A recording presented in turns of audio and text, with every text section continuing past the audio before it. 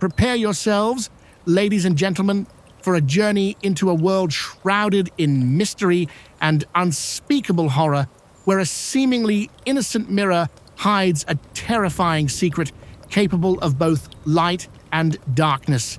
Our story, Mankujiwo, the Cursed Mirror and Kuntilanak's Revenge, opens with a chilling revelation.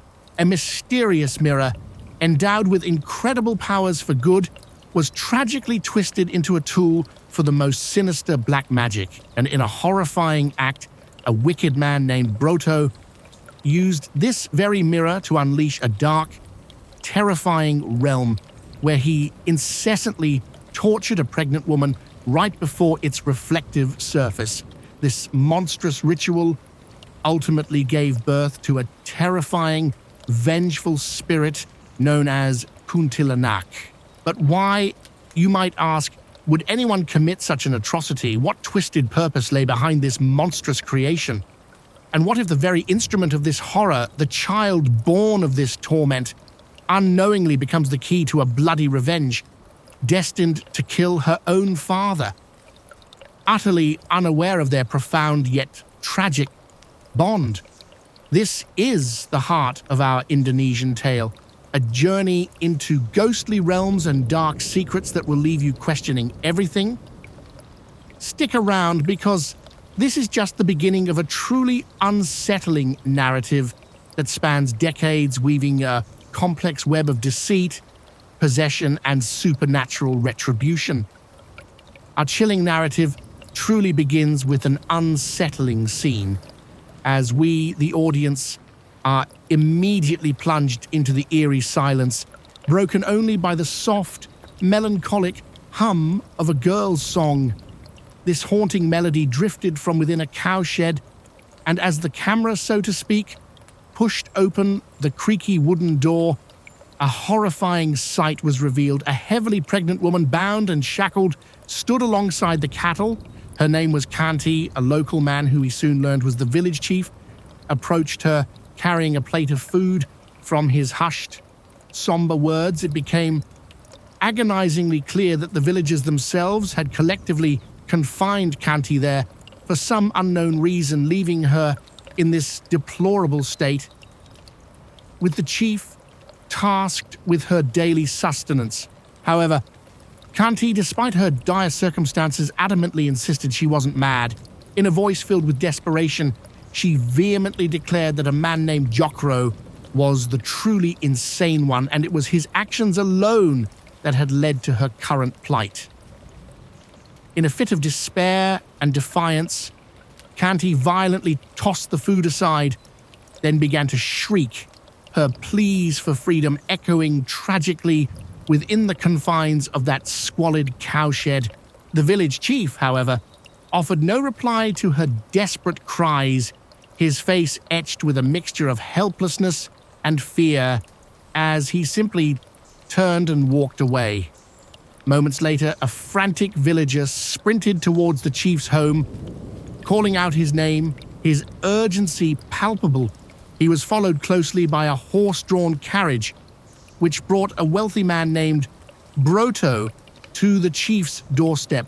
Broto, with an air of self-importance, declared his intention to unburden the chief, urging him to divulge the nature of his troubles.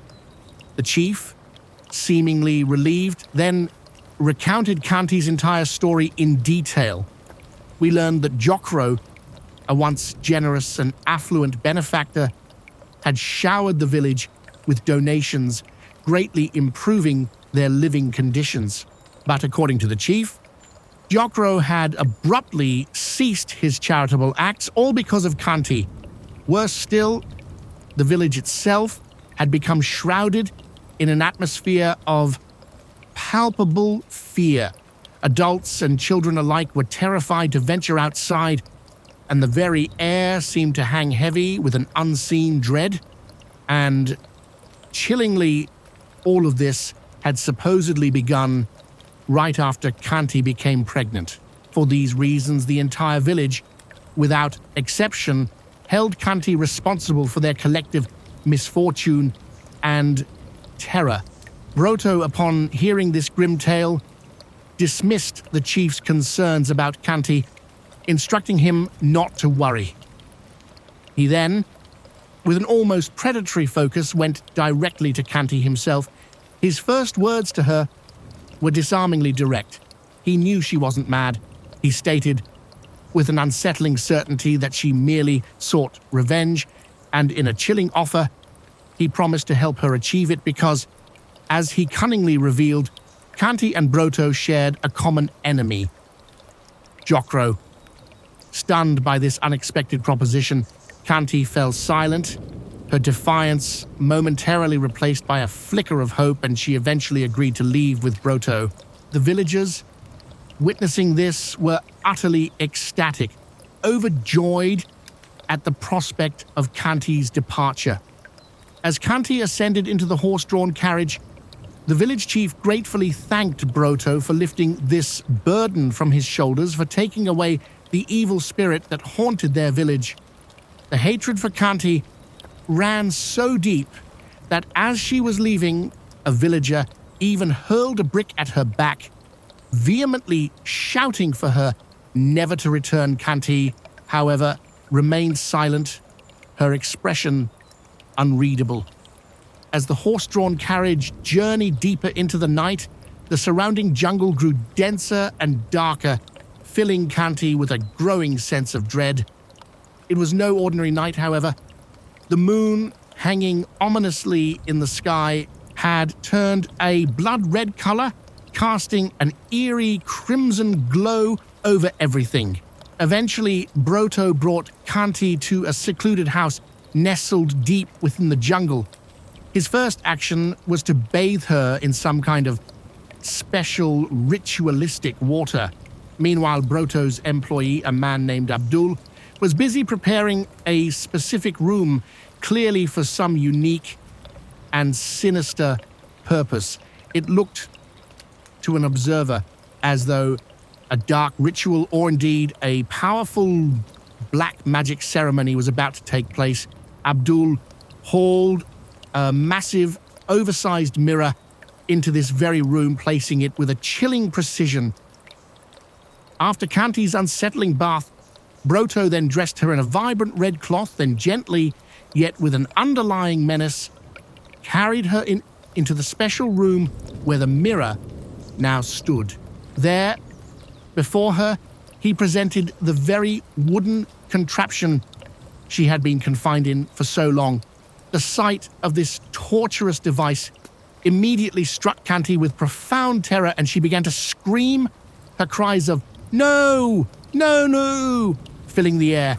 Abdul, observing this unfolding horror, clearly harbored deep unease, a fact Broto, with his sharp, calculating mind, immediately perceived.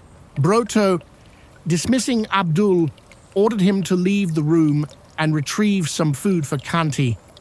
Once Abdul had reluctantly departed, Broto approached Kanti, attempting to soothe her with deceptive words. He assured her that she could trust him, that he had no intention of harming her. Through this calculated manipulation, Broto managed to trap Kanti within the wooden device once more. Then, with an unnerving calm, he and Abdul exited the room, leaving Kanti utterly bewildered, her mind struggling to comprehend the horror that was befalling her. She could only stare at her own reflection in the colossal mirror, a silent, trapped observer of her own torment. The scene then dramatically shifted to the following day, introducing us to Jokro, the very man who was both Kanti's and Broto's shared enemy.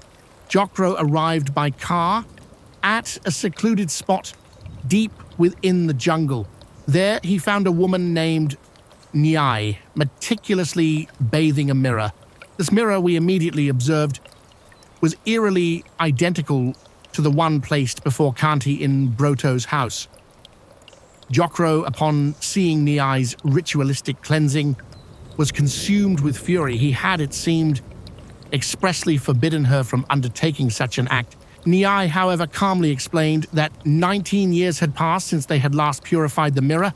She spoke of the sacred power contained within it, and how, of late, the mirror itself had been sending her mysterious signals. Jokro, intrigued despite his anger, demanded to know what kind of signals.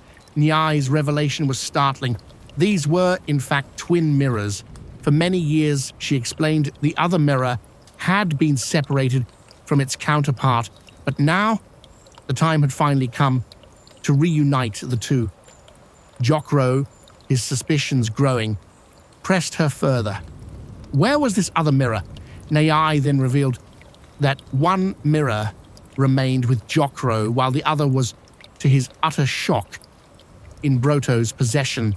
She elaborated, explaining that a long time ago, they, Jokro and Broto, had been business partners involved in the trade of these very mystical objects. This news sent Jokro into a furious rage, declaring it an impossibility. He stormed away from the scene. Nyai, left alone and disheartened, slowly approached the mirror. As she stood before it, her reflection appeared strikingly different. She was clad in a vibrant red dress, an image that eerily confirmed her earlier assertion that this was no ordinary, everyday mirror. Back at Broto's house, the sinister rituals continued. Abdul handed Broto a black chicken, and Broto, with an unsettling air, proceeded into Kanti's room. The room, to Kanti's horror, was infested with countless rats. Broto, selecting one of the rodents, took it into an adjacent room and began what was clearly a black magic ritual. He mercilessly killed the rat, extracted its entrails, and mixed them with a variety of other vile, unspeakable substances. Following this grotesque preparation, he returned to Kanti. Kanti's feet, imprisoned by the wooden lockup, were now bleeding profusely. Broto, with a chilling disregard for her suffering, collected the blood on a piece of cloth. He then mixed this blood with water, and then with the earlier concoction of entrails. This horrifying mixture was then combined with rice, forming a truly repulsive meal that Broto then brought to Kanti, intending to force-feed her. Outside the room, Abdul, who had been witnessing these atrocities, could barely tolerate it. A deep sense of injustice gnawed at him, yet he found himself utterly powerless to intervene or even voice a protest. Inside, Kanti, recoiling from the repulsive offering, adamantly refused to eat, but Broto, unrelenting in his cruel purpose, forcefully shoved the food into her mouth, and if that wasn't enough, he then slit the throat of the black chicken and, with a horrifying flourish, splattered its blood all around Kanti, deepening her terror. Kanti, tears streaming down her face, desperately pleaded that she wasn't mad, that Broto was gravely misunderstanding her. Little did she know the true, dark depths of Broto's intentions. As if on cue, a horrifying vision manifested before her. Insects, spiders, and even snakes slowly began to swarm around her, their presence triggering a primal scream of terror. Abdul, hearing her agonizing cries from outside, felt a profound anguish. Broto, emerging from the room, seemed indifferent to the suffering he had inflicted. Abdul, still paralyzed by fear, dared not utter a single word in protest.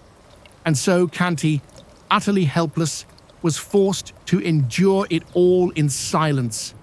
In the rat-infested room, amidst the squalor and terror, she was seen, a poignant image, softly humming her melancholic song.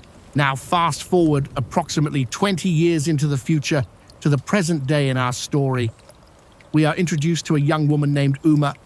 She sat before a simple mirror, humming that very same haunting melody that Kanti had once sung as she meticulously prepared herself for the day.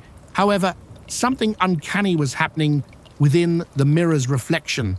Even as Uma moved, her reflection seemed to momentarily freeze, lagging behind her movements in a deeply unsettling manner.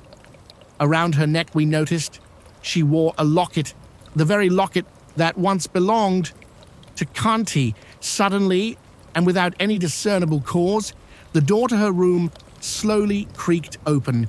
Uma, startled, spun around to look behind her, and in that instant we saw her reflections in the mirror, frozen in place, eerily smiling back at her. Yet Uma, perhaps too frightened or simply distracted, failed to notice these terrifying anomalies. Instead, she cautiously approached the open door, peering out to see who might be there. Her fear quickly turned to surprise, however, as her best friend suddenly jumped out, revealing it was all a birthday surprise for Uma. Uma, it turns out, resided in a girls' hostel where her friend had come to celebrate. As they left, Uma and her friend found her friend's boyfriend, Hendry, waiting outside. Hendry, ever curious, asked Uma about her birthday plans. Uma, to their dismay, stated that she intended to go to work, and we learned that Uma worked at a 5-star hotel. Her best friend, of course, was vehemently against Uma working on her birthday, but Uma was resolute.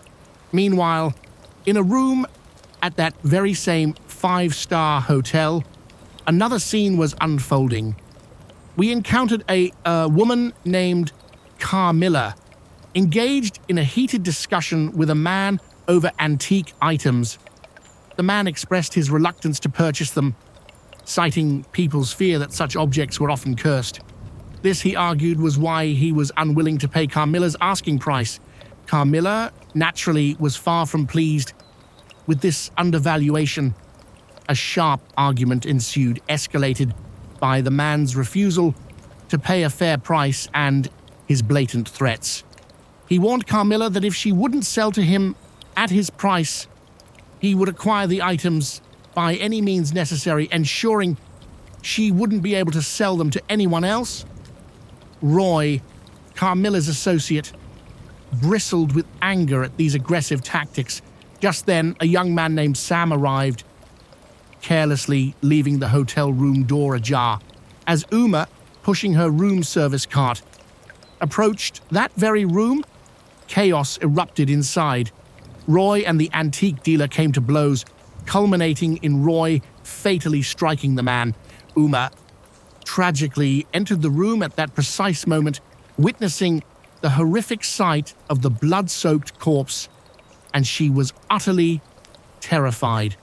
Sam, however, spotted her, and Uma, in a panic, immediately turned and fled. Roy, relentless, pursued her. Uma managed to reach the lift, but before she could descend to safety, Roy apprehended her. Carmilla, in a chilling display of cruelty, began to torture Uma in a bathtub. Sam, however, advised Carmilla to disregard Uma for the moment, stating they had a bigger case to deal with. He instructed Carmilla and Roy to handle their primary business, assuring them he would personally take care of the girl. Carmilla, ever cautious, cautioned Sam to ensure everything remained a secret. As Carmilla and Roy departed, we observed a mysterious figure, later revealed to be Nyai, performing a ritual before a mirror. At that very moment, Uma's eyes suddenly glowed a sinister red. Sam, taking advantage of her vulnerable state, attempted to assault Uma. Initially, Uma seemed to submit, but then, with a sudden burst of defiance, she delivered a powerful slap to Sam. This act seemed to momentarily disorient her, as if two different entities were struggling for control within her. As Sam continued his assault, the mirror being worshipped by Nyai began to violently shake. Nyai, witnessing this unsettling tremor, understood that something profound was happening with the twin mirror. Uma's eyes once again blazed red, and a terrifying, devilish smile contorted her face. In a sudden, brutal movement, she snapped Sam's neck, killing him instantly. A harrowing flashback then took us back to the past, revealing the full extent of Broto's merciless torture of Kanti. He would force grotesque, wriggling worms onto her body, constantly reminding her of how Jokro had exploited and used her. This relentless psychological and physical torment was designed to utterly destroy Kanti while simultaneously fanning the flames of her burning desire for revenge against Jokro. Little did Jokro know the horrifying fate that was being meticulously crafted for him. Back in the present, the narrative returned to the aftermath of Sam's death. It was revealed that the young man Uma had brutally killed the previous night was none other than Jokro as only son. Jokro, utterly devastated by this unimaginable loss, was visited by Carmilla and Roy.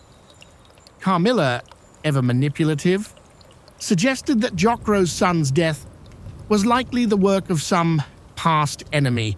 Her words, subtle yet pointed, clearly insinuated Broto. Jokro, however, didn't quite believe it. He acknowledged that he and Broto had indeed conducted antique business together in the past, but insisted they hadn't communicated in many years.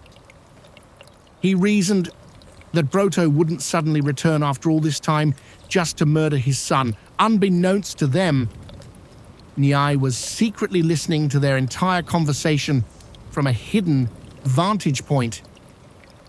Following his conversation with Carmilla and Roy, Jokro set out to meet Nyai. Nyai, it turned out, lived in an underground dwelling adjacent to Jokro's opulent mansion, where she incessantly performed rituals before one of the twin mirrors. Upon arriving, Jokro, with a newfound sense of urgency, admitted that he now believed Nyai's warnings. Nyai had earlier communicated that the mirror had given her a signal foretelling that something terrible was about to befall Jokro's son. And now it had truly come to pass. His son had been murdered. Jokro finally conceded that Nyai's earlier pronouncements were true, that the mirror possessed the power to reveal the future. Nyai then revealed the ancient and mystical origins of these twin mirrors.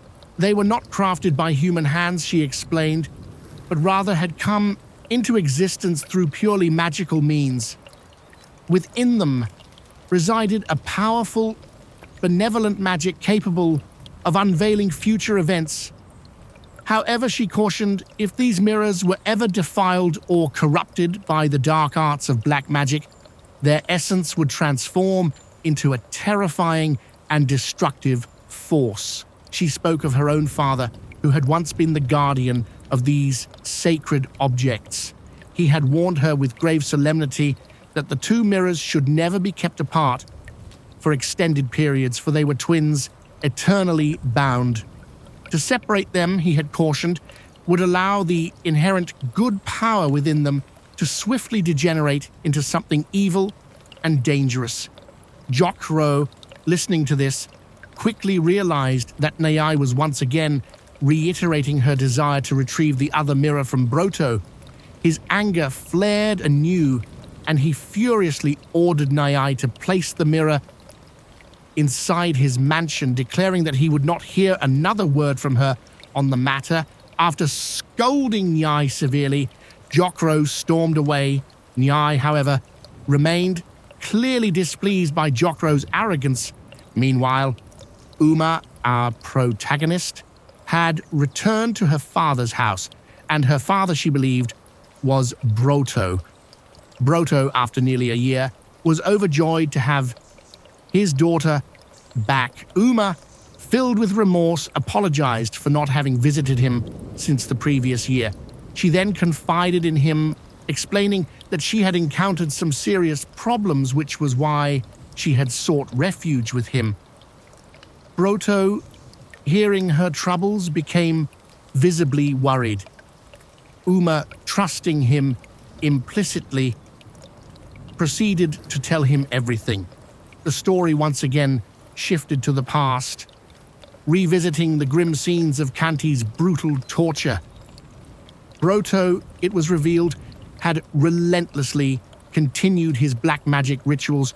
He didn't merely infest her body with insects and vermin, he forcibly made her ingest chicken blood and other unspeakable vile concoctions, all while deceitfully assuring her that these barbaric acts were for her healing. We then witnessed a particularly disturbing ritual.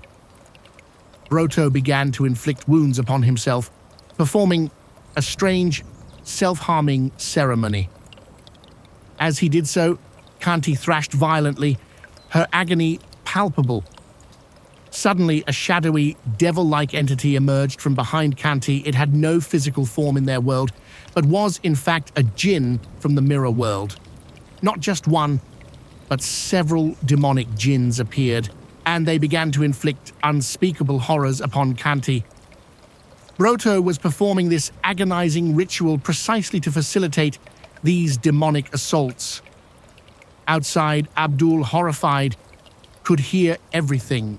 After the ritual concluded, Abdul, with a heavy heart, applied ointment to Broto's self-inflicted wounds. Broto, sensing Abdul's judgment, spoke, saying Abdul might think him evil, but he insisted that everything he did was for Kanti's own good. He falsely claimed that this was the only way Kanti would recover. Abdul, however, found himself utterly unable to believe Broto's lies. Back in the present, Uma discovered Roy's car parked outside their house. The sight of it sent a wave of panic through her, and she quickly hid herself inside. Broto, opening the door, was met by Roy, who informed him he was looking for Broto's daughter, the girl who was last seen with Sam. Roy stated that she was their prime suspect in Sam's murder. Broto, feigning ignorance, declared that his daughter was not there, and furthermore, she was no murderer. Roy then revealed a crucial piece of information. Sam was Jokro's son. He pointed out that the long-standing and well-known enmity between Jokro and Broto led them to believe that Broto had, in fact, orchestrated the murder through his daughter. Broto, listening to Roy, began to suspect that Jokro himself had sent Roy. Roy, with a stern warning, reminded Broto that he was a police officer. He added, with a knowing smirk, that the next time he came to investigate, if Broto intended to hide his daughter again, she should at least refrain from wearing perfume. This subtle remark clearly indicated that he knew Uma was indeed hidden inside. Yet, to Broto's relief, Roy left without apprehending Uma. Uma, emerging from her hiding place, burst into tears before her father. Broto, ever the manipulator, consoled her, claiming that Jokro must have put his own son, Sam, onto Uma. He reassured her that Uma was entirely innocent. The scene then shifted to Jokro's house, where the special mirror had now been installed. Nyai stood before it, observing it with a focused intensity. Jokro approached, remarking that the mirror looked beautiful right where it was. Nyai didn't disagree, but she still harbored a strong desire to bring the other mirror from Broto. Jokro, hearing this, lashed out, calling Broto a two-faced snake. He recounted how they had once done very well in business together, but Broto had betrayed him. Jokro declared he could never trust Broto again, for he knew exactly what kind of deplorable man Broto truly was. And as the narrator explains, we, the audience, already knew this truth, having witnessed the horrific torture Broto inflicted upon Kanti in the past, confirming he could never be a good man. He had constantly assured Kanti that he would heal her, yet Kanti herself sensed the deception. She knew Broto was lying to her. One day, she confided this chilling realization to Abdul. When Abdul brought her food, she confronted him, asking if he also understood that Broto was not trying to help her, She pressed him further. If he understood, then why was he silent? Did that make him a bad person too? Abdul, denying her accusation, was then met with a desperate plea from Kanti. She told him that the demonic jinns from the mirror world tortured her relentlessly every single day, and she could no longer endure the torment. A terrifying suspicion had taken root in her mind. She believed Broto was implanting something within her, keeping her alive and desiring her to transform into one of those mirror world demons herself.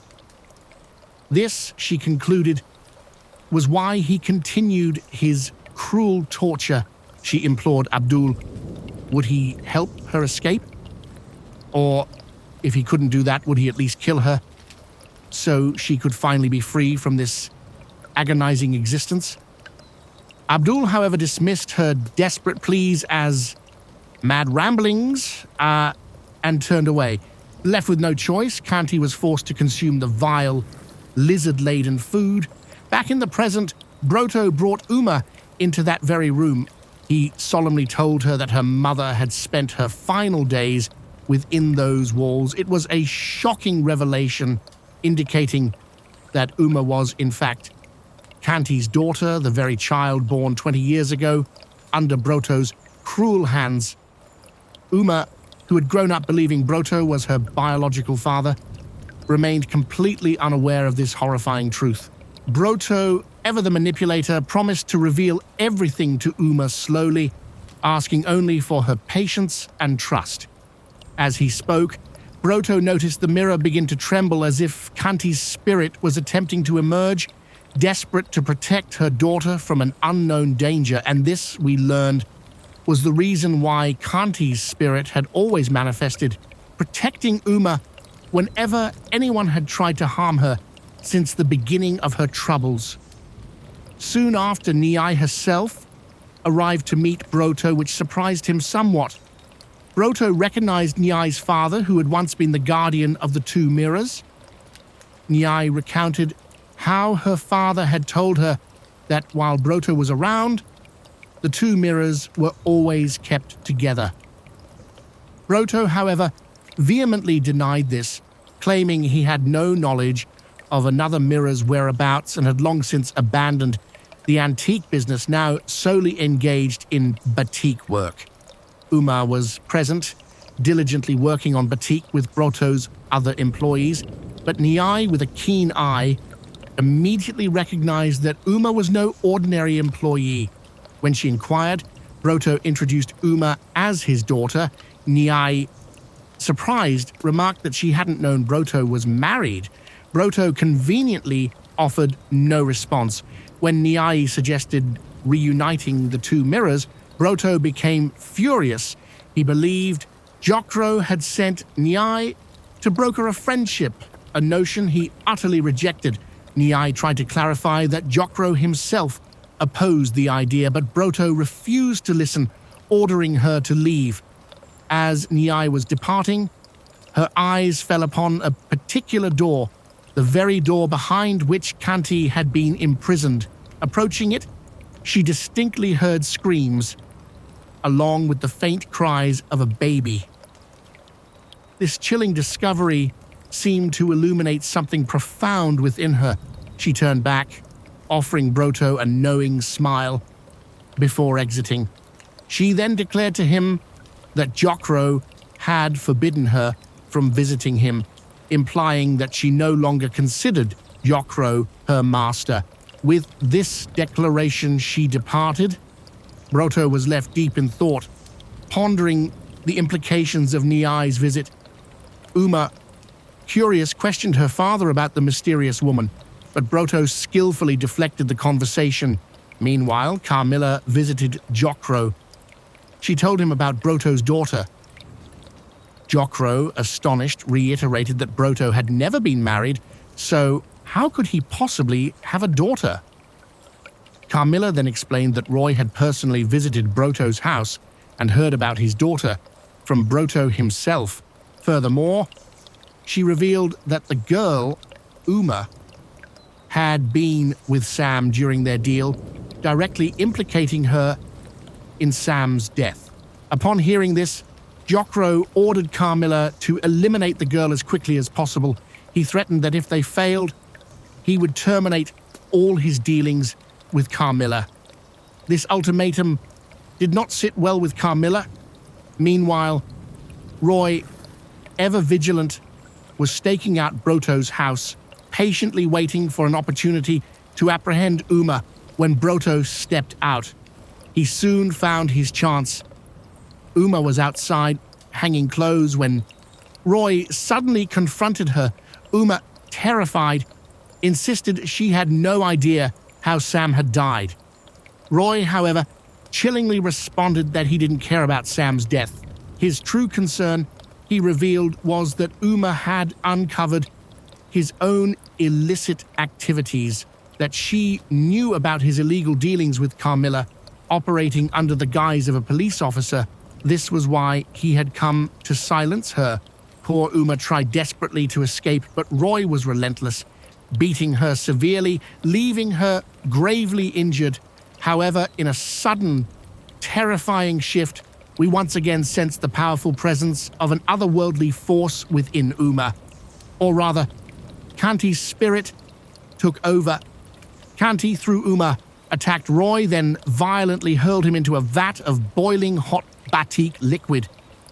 Roy was instantly consumed by the scorching fluid, meeting a gruesome end.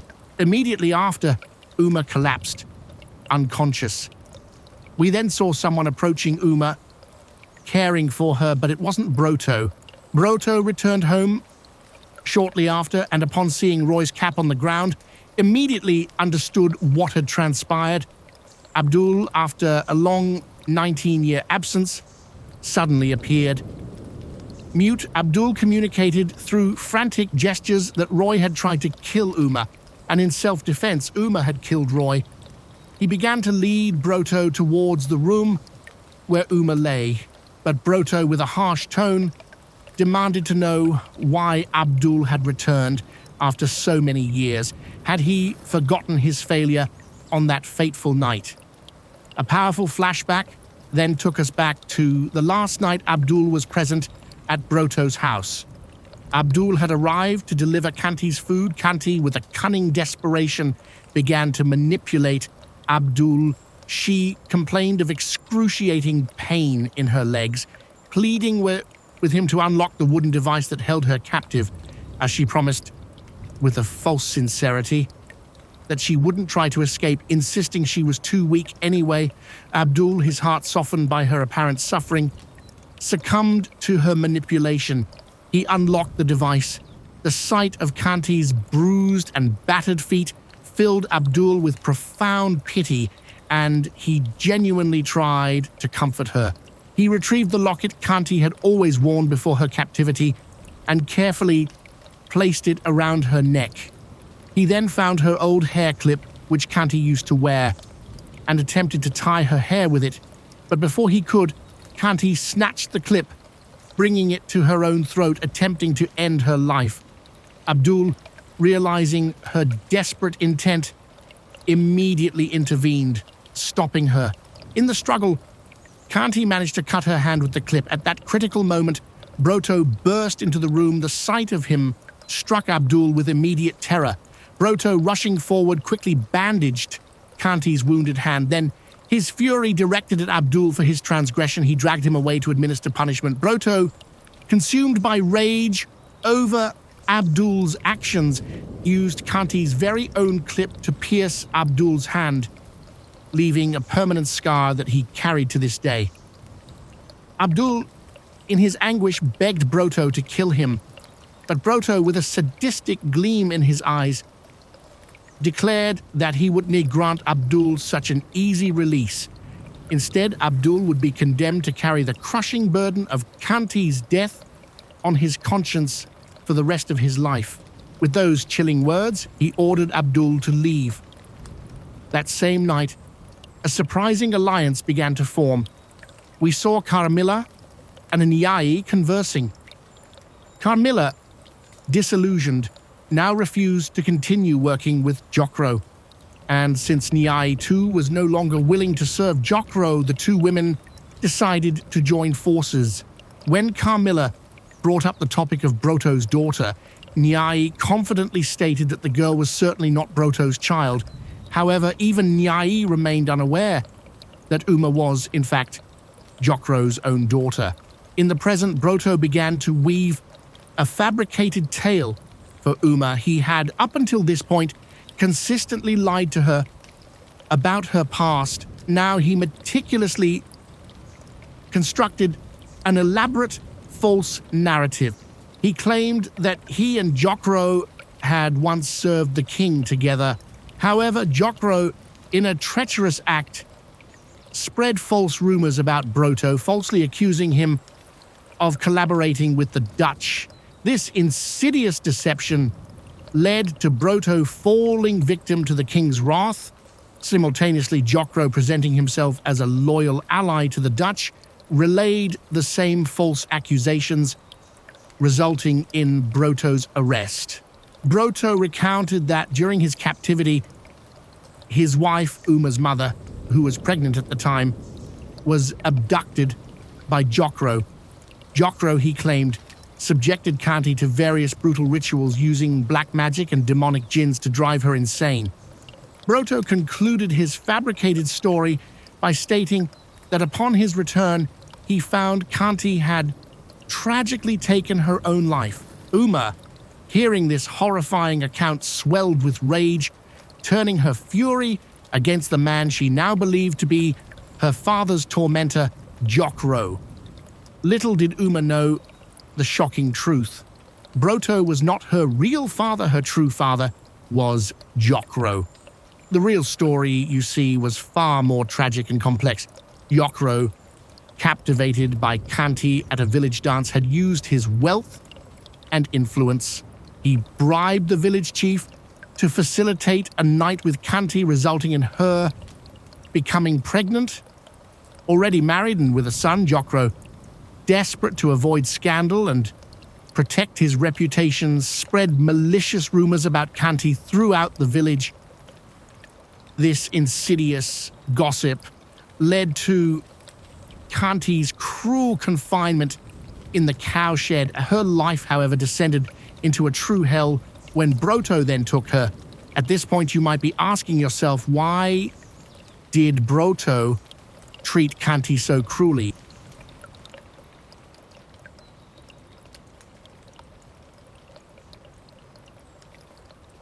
Broto's primary objective was to create a Kuntilanak. A Kuntilanak, in the lore of this story, is a terrifying, vengeful female spirit, and once controlled, she can be commanded to do anything. Broto's ultimate goal was to transform Kanti into a Kuntilanak and then subjugate her, controlling her to carry out his every command. For this sinister purpose, he utilized the magical mirror, which, though originally intended for good, was progressively corrupted by Broto's black magic as he subjected Kanti to relentless torture before it. One day, when Abdul, in a moment of compassion, freed Kanti and Broto was dragging him away for punishment, Kanti seized the desperate opportunity. She tragically hanged herself. Broto, witnessing Kanti's desperate act, was momentarily startled. While he had always anticipated Kanti's eventual demise, his true priority was to save the child within her womb, Uma.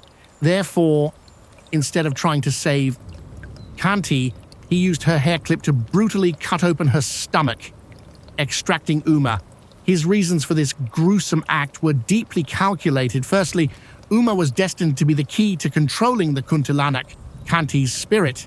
Broto planned to use Kanti's child to exert complete control over the vengeful spirit. Secondly, Jokro, the villain of our piece, possessed a unique blessing. He could only be killed by his own child. Since the child Kanti carried was Jokro's, Broto meticulously saved Uma, planning to use her when the time was right to assassinate Jokro. This, then, was the insidious reason why Broto had been subtly poisoning Uma's mind against her supposed father. Little did Uma know that the man she believed to be her protector was, in fact, her manipulator. Back in the present, as Broto continued to spin his web of lies for Uma, he presented her with Kanti's hair clip as a gift. Receiving this small yet symbolically weighty item, Uma became deeply emotional, completely unaware of its true tragic origins. That very night, Jokro was tormented by a terrifying nightmare. He first dreamt of his bed, crawling with snakes and insects, a vision that filled him with dread. He awoke in a fright, only to find Kanti's ghostly apparition floating towards him. Thankfully, this too was merely a dream. Uma, consumed by the fabricated rage Broto had instilled in her against Jokro, decided to act the very next day. She journeyed to Jokro's house, intent on killing him. She narrowly avoided being seen by Nyai. Uma believed Nyai hadn't noticed her, but this was, in fact, part of Nyai's elaborate plan. Nyai had deliberately placed pillows on Jokro's bed, creating the illusion that he was sleeping there. Uma, falling for the deception, plunged a knife into what she believed was Jokro, only to realize it was just a pillow. At that moment, Nyai appeared from behind, knocked Uma unconscious, and took her to Broto. This calculated move was designed to earn Broto's trust, and it succeeded. Broto now began to trust Nyai. He led her to the room where Kanti had been relentlessly tortured, the room containing the cursed mirror. Nyai, upon entering, could immediately sense the profound suffering that had occurred within those walls. Later, as they conversed outside, Broto spoke in a deceptive manner, pretending that he no longer harbored any desire for revenge. He did this specifically because he knew Uma was listening, and he needed her to hear these words. Uma, falling right into his trap, emerged unequivocally, declaring her demand for revenge. She asserted that she possessed every right to seek it. She had learned that Jokro had returned to his mansion, and with newfound resolve, she snatched a knife and stormed out. Broto, the master manipulator, feigned an attempt to stop her, but in reality he was subtly inciting her, pushing her to immediately attack Jokro. Nyai, witnessing Broto's cunning strategy, was visibly pleased. From there, Uma proceeded to Kanti's grave. Abdul, who had faithfully tended to Kanti's grave for many years, was present. Upon seeing Uma, Abdul immediately recognized her as Kanti's daughter. He desperately tried to convey the truth to her. Unable to speak, he traced Kanti's haunting song lyrics in the dirt, hoping Uma would believe him. But Uma, blinded by rage and manipulation, refused to listen. Abdul tried to make her understand that Broto was merely using her for his own revenge, but she remained obstinate. She mistakenly believed Abdul was one of Jokro's men, trying to thwart her mission. Disregarding his frantic warnings, Uma immediately headed for Jokro's house. That night, it was revealed, was the night of the red full moon. It was the very night everything had begun, and now it was the night Broto's grand scheme was destined to come to fruition. Broto and Nyai, jubilant at the impending success of their plans, celebrated. Meanwhile, Uma arrived at Jokro's house with Abdul, despite his injuries, valiantly following close behind. Abdul, exerting every last ounce of strength, tried desperately to stop Uma, but she remained completely oblivious to his warnings. The sounds of their struggle attracted 4 of Jokro's men. Abdul, in a final act of courage, fought them off, creating a diversion that allowed Uma to slip past and reach Jokro. Jokro was seated at a table, engrossed in his work. Uma, brandishing a knife, lunged at him. However, Jokro, reacting swiftly, saw her in time, knocked the knife from her hand, and seized her by the throat. He mistakenly believed Uma was Broto's daughter, sent to kill him, just as she had supposedly killed his son, Sam. And so, in a tragic misunderstanding, father and daughter began to fight, both completely unaware of their true familial bond. Their brutal struggle carried them into the room where the mystical mirror was kept. Jokro, relentless, mercilessly beat Uma, leaving her severely injured. Simultaneously, Abdul, who had been fighting Jokro's men, was gravely wounded, teetering on the brink of death. Uma, utterly broken and overwhelmed, finally cried out for help. Desperately calling for her mother, she began to hum Kanti's haunting song, a desperate plea echoing through the night. At Broto's house, the mirror began to shake violently, mirroring the turmoil. Around Jokro's house, everything trembled, causing Jokro to recoil in fear. And then, from within the mirror, Kanti's terrifying Kuntilanak spirit slowly began to emerge. Broto and Nyai, witnessing this, were overcome with immense joy. They believed they had finally succeeded in using Uma to control Kanti's spirit.